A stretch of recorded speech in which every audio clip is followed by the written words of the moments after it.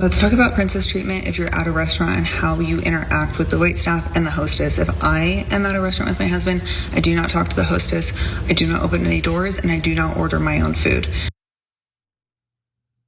Yeah, I hate this. I hate this. It's terrible. That's terrible. Oh, I can't talk to the hostess. Why? Yeah. Why, is she beneath you? What is this? No, it's old school. So look, you're gonna have the man speak for you. Is that what it is? Yeah. And that makes you feel like a princess. I'm speaking. Oh, I hate this. I hate that puts you in trouble. No, don't treat me like a princess. Treat me like a boss. Okay. Okay, so there's two different parts of this story. This is a super fun story. Okay, so on the one hand, I'm gonna defend these folks a little bit. Okay. Obviously. All right. Now on the other hand, I'm gonna make fun of them. Okay, so great. So we'll do both. All right, a little something for me. I'm happy about that. Okay. So trad wife TikTok creator Courtney Palmer has been making a lot of buzz online this week after talking about her version of what's being referred to as princess treatment. Now look, I'm gonna admit there are elements of this, little crumbs of this that I think are good. Stuff that I really don't like, but we'll have a conversation about that after I explain. So the princess treatment trend itself is not new. It's actually kind of traditional when you think about it. It mostly consists of small, cute, and what some might think are harmless things, like for instance, men buying their partner flowers or thoughtful gifts, surprising their girl with dinner, or opening the door for you. All of that is fine. All of that is totally okay, right? But Palmer's version of princess treatment is raising some eyebrows. So let's hear more of what she has to say about the type of princess treatment she expects. Me and my husband pulled up to a restaurant, and he wanted to run in and see. We didn't have a reservation. He wanted to run in. Well, we didn't have a reservation, so we wanted to go up and see if it was possible for us to get in. He pulled the car up at the valet station. I stayed in the car. He got out of the car, told the valet, I'm just gonna run in and ask a question. I'm gonna leave my car here. I sat in the car while he ran in and asked them. They said, yeah, we have space for you. And then my husband said, okay, I'm gonna go get my wife, and then I'm gonna park the car. So he comes back out, opens my car door, walks me into the restaurant, opens the door, and I stand and wait. I did not make eye contact with the hostess. I did not talk to her. I waited until my husband came back. He comes back, does the exchange with her, and then we went and sat down. This isn't out of I'm better than them and I don't need to talk to them and I don't need to, I'm not it's not in any sense like you're better than the hostess. You're just letting your husband lead and be masculine. He made the reservation. He's taking you out. Let him do the logistics. Okay, I mean, sure. Yeah. Yeah. So look, I'll add one other fun thing to the end of this story, which is when I get princess treatment.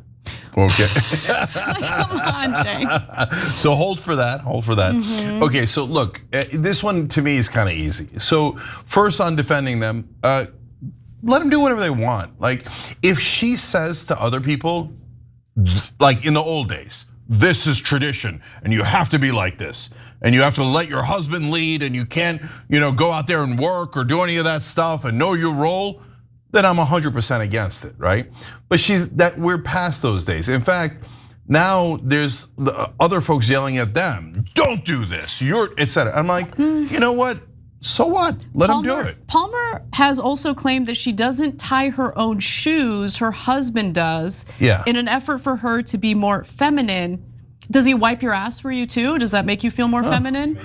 Okay, so hold. I don't need my husband to tie my effing shoes. Okay. So now, let them do whatever they want. They're not hurting anyone. It's consensual. But we can judge them. But right now, let's move on to judging. Okay, great. Okay, all right. So now, to me, it's in two completely different buckets, and they're putting it in the same bucket, right? One is being decent and kind and chivalrous to your wife, to your girlfriend, etc. I like that. That's beautiful. Opening doors, that kind of, that's, by the way, I don't think that's anti-feminist. I think that's just, it's just kindness, chivalrous, that's fine with me, yeah. Other examples, putting, if it's cold outside, taking your coat off and giving it to your wife to make sure she's not cold. Very beautiful. Sweet, very sweet. You should do that, getting her flowers often. It's so beautiful, there's nothing wrong with that, that's all great. And even if it's old school, so what? A lot of old school stuff is great. Okay, there's one thing that I never understood is the laying your coat down in the puddle. Like, don't do that. No one does that. Yeah, just walk around. No one does that. Okay, don't ruin the code. What are you doing? Okay, so, but. Your wife's gonna have to clean it. Like, don't do that. Yeah, I mean, especially if she's a trad wife. Okay, so, or a princess or whatever. So now, the things that don't make sense. Not talking to the hostess.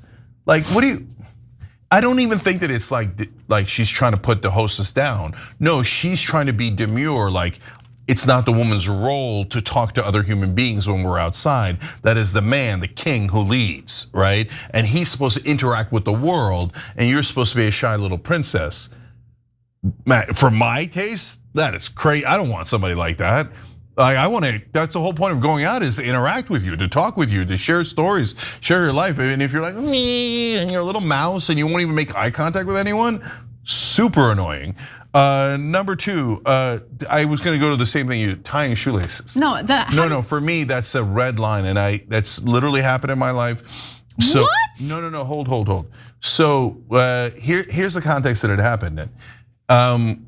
A bunch of my friends from my dorm, freshman year dorm, were pledging a fraternity, and it was like one of the super fun fraternities where I went, and I was like on the fence, but I didn't like this hazing, but I only knew a little bit about it, right? And I'm like, it sounds like something I would hate, but it's fun, and I want to go to the parties, and I want to hook up, and all that stuff, right? So, and then we were out one night, and they had just started pledging. I'm still on the bubble on whether I'm going to do it. It's not too late. And one of the brothers, as we're going to get cheesesteak, says to one of my friends, "Okay, get on your knees and tie my shoelaces." I was like, I'm out. Okay, that instantly, first thing I saw, there's no way in the world I would ever do that under any circumstance. That's partly why I can't join the military either. Like, taking irrational orders that demean you, I despise it. Now, if it's a kink, that's another thing. You do you, boo, okay? You tie any shoelaces you like if you're into that type of thing, right? Yeah, I have difficulty understanding her justification for making her husband tie her shoes, because she claims it makes me feel feminine and him feel masculine. How exactly does it make a man feel masculine to have? I don't think it's masculine at all, but I get that she feels pampered by it, right?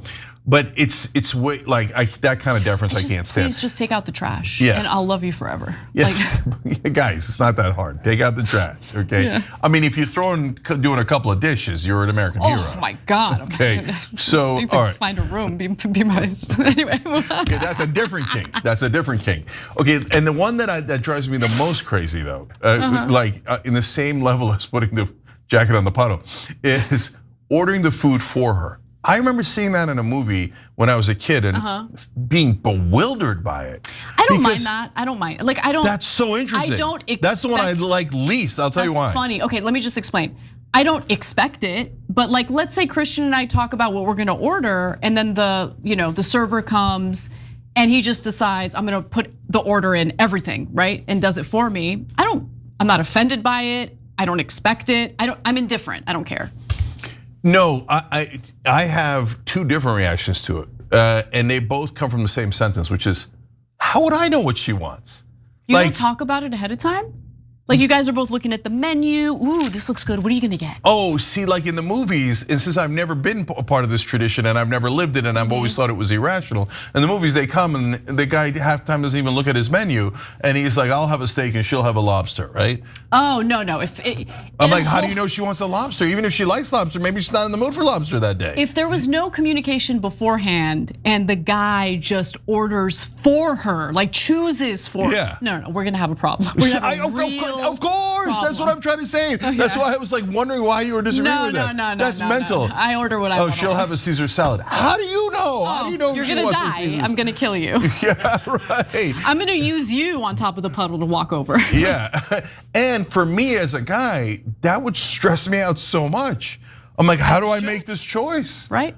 And by the way, if I make the wrong choice, she's gonna judge me. Of course. Right? Like, am I supposed to order the most expensive, the least? I don't know this trad dude role well enough to be able to pull this off. Is that really what happens though? Like, the guy literally chooses for her? Is that really what happens? That's how I saw it in Mad Men, so it must be true. Is that princess treatment? That would not make me feel like a princess. That would make me feel like I'm a child and my daddy is making decisions for Kinda, me. I think that's kind of the thing, I don't right? want that. I don't want that. Yeah, that's what I'm telling you. So that stuff is cray cray. Don't do that, okay? Are you ready for my princess treatment, or we got more? Go ahead. So here's the part I get, okay? So I gave you the buckets for like the different activities, but as a thematic thing about princess treatment, part of what they're doing is they're just saying, okay, I don't want to make decisions. Oh yeah, Yeah, I just, you know what? You make the decisions, and that's gonna give me some peace of mind. And I get that. So the time that I do that is on guys' trips. Okay, now this is a little bit ironic, okay, but so do I go around tying people's shoelaces or they tie mine? No. Like us guys, we'd rather punch each other in the face than tie each other's shoelaces, okay? So that'll never happen in a million years, okay? And I'm being pretty literal about that.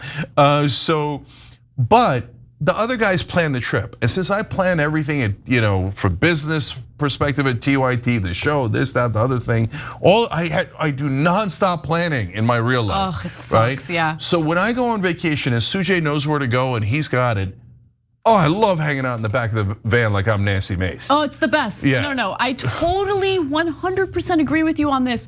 Just this past weekend, so there was an outdoor movie at the park that Christian and I went to.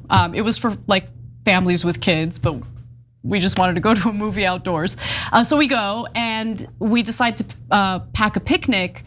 I was doing some shopping and didn't have time to like shop for food. So Christian was like, I'll pick up food. And then he asked me like, do you want a sandwich from Jersey Mike's or from Mendocino? And I was like, I'm done deciding. Don't ask me any questions. You make the decision, I will eat it. God, that stresses me out. And he did great, So I make my daughter's lunch and take her to school. And so when I wake her up or she wakes up in the morning, I wake up later than her, of course. Anyways, and I gotta go rush in a panic, make breakfast, lunch. And I ask her, what do you want? She's like, I don't know, sandwich. And I'm like, what kind of sandwich? Okay. Oh, anything you want. No, then I'm not making a sandwich. I'm giving you leftovers. Okay, because that just creates a ball of stress. That's why when guys on the guys trip, they're like, "Hey, Cenk, where do you want to go?" I'm like, I'm in princess mode. No opinion. Yeah. No opinion at all. I agree. You guys got this. Yeah, when you decide to go in princess mode, then you are willing to accept anything that's chosen for you. Yeah. And so I will allow it. I will allow it. But that lady was weird. I'll just end on that. But that lady was weird. Every time you ring the bell below, an angel gets his wings. Totally not true, but it does keep you updated on our live shows.